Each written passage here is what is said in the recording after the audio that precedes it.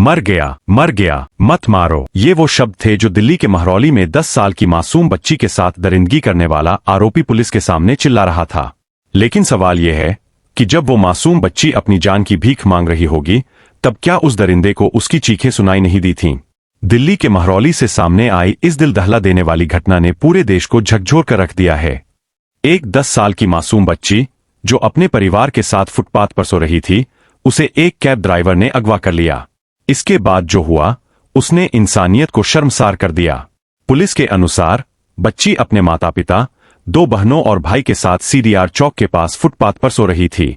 उसी समय 30 वर्षीय कैब ड्राइवर बबलू अपनी गाड़ी लेकर वहां मौजूद था। जांच में सामने आया कि आरोपी करीब 1 घंटे तक इलाके में खड़ा रहा और मौके का इंतजार करता रहा।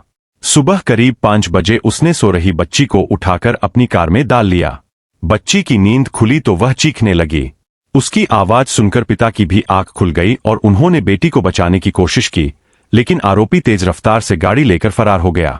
बेटी के अपहरण के तुरंत बाद परिवार ने पुलिस को सूचना दी। दिल्ली पुलिस ने बिना समय गवाए इलाके के सीसीटीवी कैमरों की जांच शुरू की।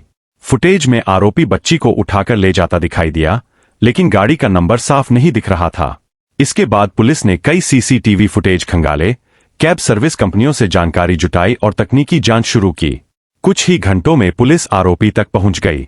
शुरुआत में आरोपी ने खुद को बेगुनाह बताया, लेकिन जब पुलिस ने सख्ती से पूछताछ की तो उसने जो सच बताया, उसे सुनकर हर कोई सन्न रह गया। पुलिस के मुताबिक आरोपी बच्ची को लगभग 20 किलोमीटर दूर गुरुग्राम फरीदाबाद रोड के सुनसान इलाके में ले गया। वहां उसने कथित तौर पर बच्ची के साथ दुष्कर्म किया और फिर गमछे से उसका गला घोंटकर हत्या कर दी। इसके बाद शव को जंगल में छोड़कर वहां से फरार हो गया। हैरानी की बात यह है कि वारदात को अंजाम देने के बाद आरोपी ने सामान्य तरीके से अपनी टैक्सी चलानी जारी रखी और एक सवारी को छोड़ने भी गया।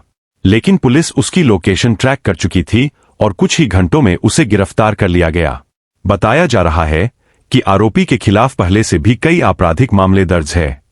पुलिस अब यह भी जांच कर रही है कि आपराधिक रिकॉर्ड होने के बावजूद उसे टैक्सी चलाने की अनुमति कैसे मिली। गिरफ्तारी के बाद जब पुलिस आरोपी को घटनास्थल पर लेकर गई तो उसने कथित तौर पर भागने की कोशिश की। पुलिस का कहना है कि उसे रोकने के लिए गोली चलानी पड़ी, जो उसके पैर में लगी।